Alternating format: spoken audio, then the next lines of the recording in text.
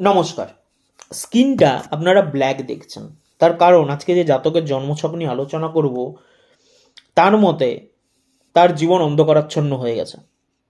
সেই জাতকের জন্মছকে 8 হাউসে শনি চন্দ্র কম্বিনেশন হয়েছে এবং তিনি বিভিন্ন জায়গার থেকে শুনেছেন যে এই জিনিসটা ভালো নয়, এই কম্বিনেশনটা ভালো নয়, তার ফলে একজনের লাইফে দুঃখ যন্ত্রণা কষ্ট একদম ভর্তি হয়ে যায়। তো সেই নিয়ে তিনি খুবই একটি মানসিক প্রেশারের মধ্যে রয়েছেন বা মেন্টাল প্রেশারের মধ্যে রয়েছেন। আজকে আপনাদেরকে দেখাবো যে এই রকম যে কিছু কিছু ফর্মুলা বা আমরা বলে থাকি বা যোগ বলে থাকি সেটা সব জায়গায় অ্যাপ্লিকেবল হয় না। আমরা শুনে এসেছি যে জ্যোতিষ একটি গণিত, তো সেই গণিতের হিসাবটা কোথায় সেটা কিন্তু আমরা কেউ কখনো প্রশ্ন করি না বা চেক করার ইচ্ছাটা আমরা প্রকাশ করি না। গতানুগতিক একটি ধারার মধ্যে আমরা হাজার হাজার লোককে ফেলে দিই।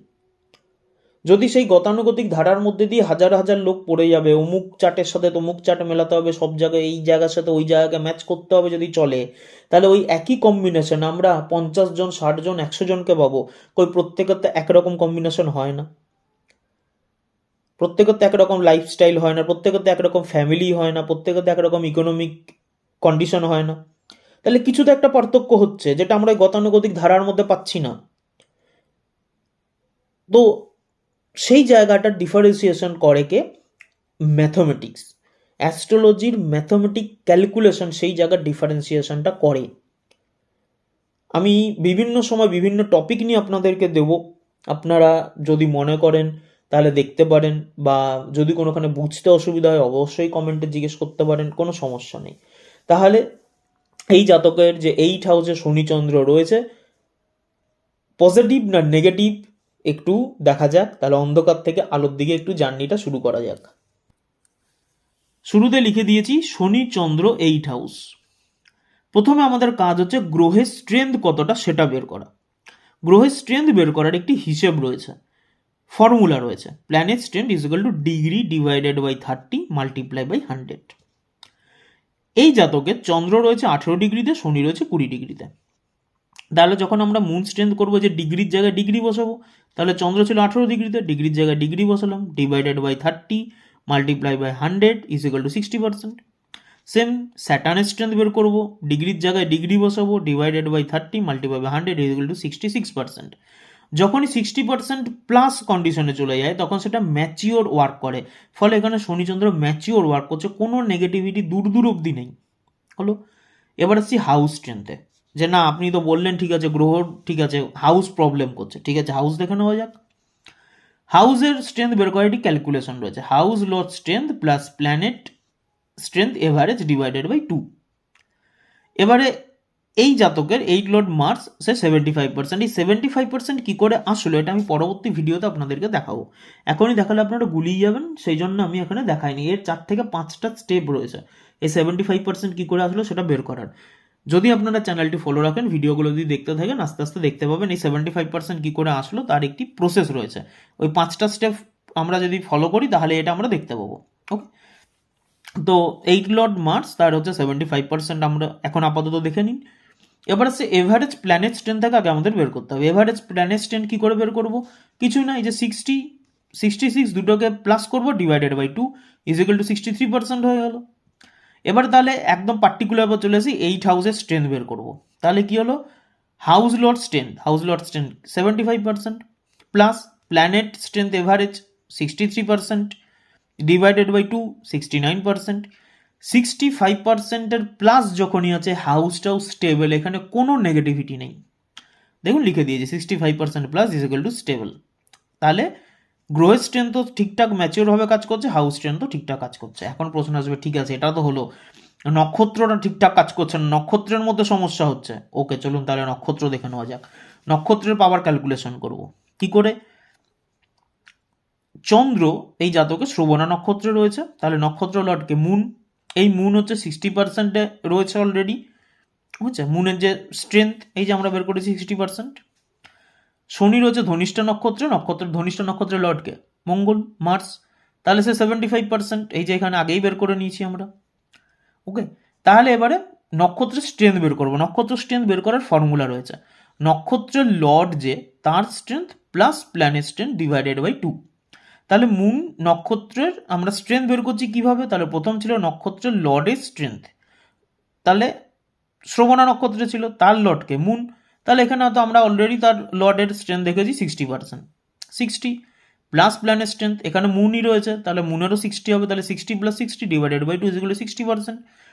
এবারে শনির নক্ষত্র যখন বের করবো তাহলে এখানে কার ছিল, সে কোথায় রয়েছে, ধনিষ্ঠ নক্ষত্র, তার লর্ডকে মার্স, তাহলে এখানে কি ছিল মার্সের স্ট্রেংথ 75%, আমরা 75 লিখলাম, প্লাস কি যে হচ্ছে প্ল্যানেট স্ট্রেংথ এই যে এখানে ছিল দেখুন 66%, 66 লিখলাম ডিভাইডেড বাই 2 ইকুয়াল 70%, তাহলে 60 আর 70 রাউন্ড একটু যদি আমরা দেখি তাহলে 55%-এর বেশি রয়েছে বা 55% পেরিয়ে গেছে, ক্রস করে গেছে। এখানেও কোনো সমস্যা হবে না, যদি 50%-এর নিচে চলে যেত তাহলে সমস্যাটা করতো, এখানেও সমস্যা করছে না।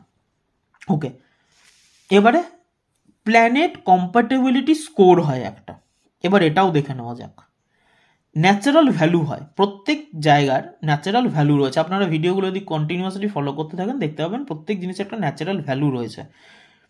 তো মুনের যেমন +3, স্যাটার্নের -3, 8 হাউসের -2, ট্রান্সফরমেটিভ জোন, এখানে আমরা পরিবর্তন হই, চেঞ্জেস হই, ট্রান্সফরমেটিভ জোন। ওকে, এই 8 হাউস যে -2 কেন হলো, মুন কেন +3 হলো, স্যাটার্ন কেন -3 হলো, এরও ক্যালকুলেশন রয়েছে, আমি আস্তে আস্তে আপনাদেরকে দেখাতে থাকবো। এমনি এখানে তো অন্য নাম্বার হতে পারতো, 4-5ও হতে পারতো, 3ই কেন হলো, এটা 2 কেন হলো, তারও প্রসেস রয়েছে, সেগুলো স্টেপ বাই স্টেপ সময়ের সাথে সাথে আপনাদেরকে দেখাবো। তো ন্যাচারাল ভ্যালু হিসাবে এখন ধরুন মুন হচ্ছে +3, স্যাটার্ন -3, 8 হাউস -2, ট্রান্সফরমেটিভ জোন হিসাবে। তাহলে প্ল্যানেট কম্প্যাটেবিলিটি স্কোরের একটি ফর্মুলা রয়েছে, planet values plus house values.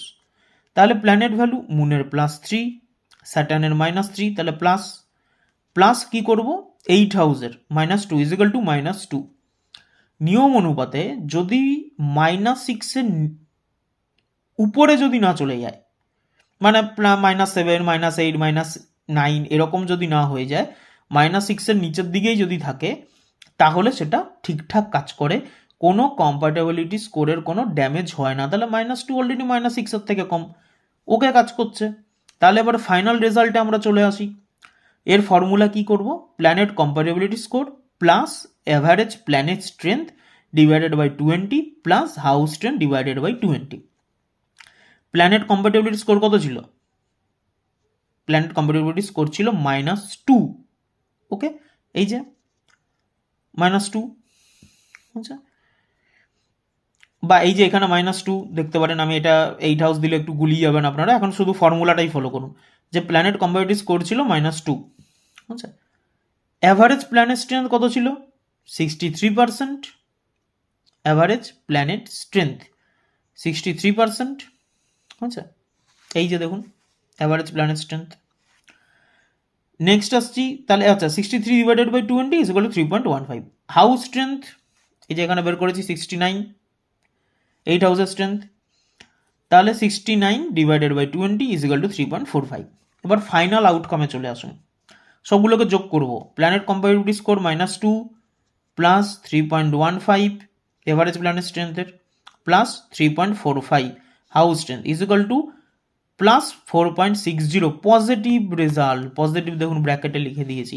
তাহলে এই যে জাতকের যে একটা প্রেশার ছিল যে শনিচন্দ্র 8 হাউসে, তার মানে তার নেগেটিভ হবে, তার রেমেডি করতে হবে, অমুক করতে হবে, তমুক করতে হবে, কিচ্ছু করার দরকার নেই। শনিচন্দ্র 8 হাউসে রয়েছে, চন্দ্র শ্রবণা নক্ষত্রে, শনি ধনিষ্ঠা নক্ষত্রে, একটি 18 ডিগ্রিতে, একটি 20 ডিগ্রিতে, সেই অনুপাতে তার পঞ্চাঙ্গ জ্যোতিষ বা অবগাহরা জ্যোতিষ অনুপাতে তাকে কিভাবে কি চলতে হবে সেটা অনুসরণ করলেই হবে, এখানে কোনো তার প্রতিকারের দরকার নেই, আর কোনো ওরকম উল্টো পাল্টা ভাবারও কোনো দরকার নেই। এই পাওয়ারটাকেই সে যদি নিজের লাইফে যখন অ্যাপ্লাই করা শুরু করবে, প্রপার ওয়েতে চলতে আরম্ভ করবে, তার সেই লাইফের ডেভেলপমেন্ট হতে আরম্ভ করবে। কারণ 8 হাউস আমাদের অনেক কিছুকে ইন্ডিকেট করে, ওই নেগেটিভ দেখলে হবে না, নেগেটিভ 1%, যদি 10% ধরি নেগেটিভ 1%, 9% পজিটিভ জিনিসে ভর্তি, আমরা পজিটিভটাকে ছেড়ে দিই, নেগেটিভ নিয়ে কেন পড়ে থাকি আমি সেটাই আজ অব্দি বুঝতে পারি না। পজিটিভ নেগেটিভ দুটোই আমাদেরকে অ্যাকসেপ্ট করতে হবে, শুধু ভালো দেখছি সেটাও যেমন ভুল, শুধু খারাপ দেখছি সেটাও ভুল। তো আমার পার্সেন্টেজ তো পজিটিভের বেশি। ওকে, তো এটা আপনাদেরকে একটি দেখালাম। তো কেমন লাগলো অবশ্যই কমেন্টে বলতে পারেন। আস্তে আস্তে এরকম বিভিন্ন বিষয় নিয়ে আপনাদেরকে দেখাবো।